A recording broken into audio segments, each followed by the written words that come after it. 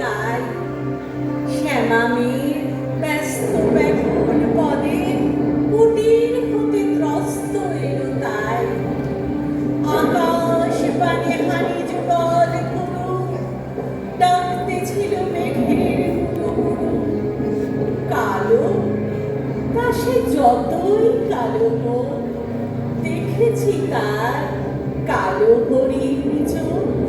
পুবে বাতাস এলো হঠাৎ এঠে ধানের খেতে খেলিয়ে গেল ঢেউ আলের ধারে দাঁড়িয়েছিলে মেটা মাঠের মাঝে আর ছিল না কেউ আমার মানে দেখলো কিনা চেয়ে আমি জানি আর জানি সেই মেয়ে কালো তা সে যতই কালো হোক দেখেছি তার কালো হরিণ চোখ এমনি করে কালো কোমল ছায়া জ্যৈষ্ঠ মাসে আসে ঈশান কোণে এমনি করে কালো কোমল ছায়া আষাঢ় মাসে নামে কামান বনে এমনি করে শ্রাবণ রজনীতে হঠাৎ খুশি ঘনিয়ে আসে চিতে কালো তা সে যতই কালো হোক দেখেছি তার কালো হরিণ চোখ। কৃষ্ণ বলে আমি তারেই বলি আর যা বলে বলুক অন্য লোক।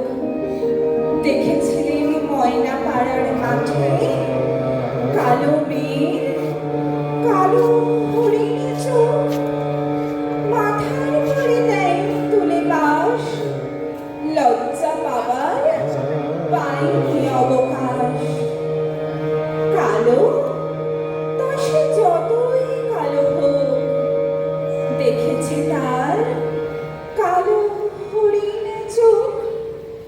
কালো তা সে যতই কালো হোক দেখেছি তার কালো হরিণ চোখ। কৃষ্ণ কবি আনন্দারে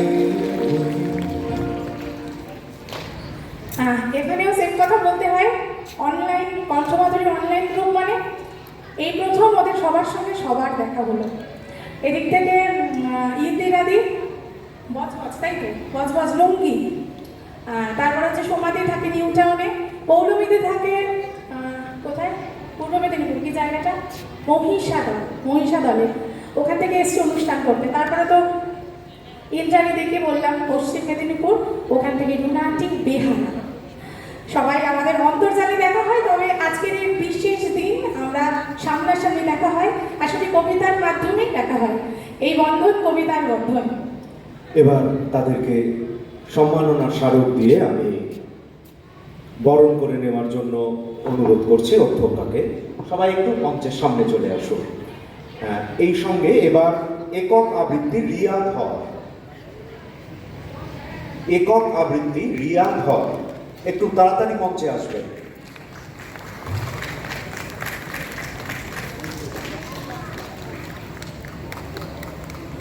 একক আবৃত্তিতে রিয়াদ হয়।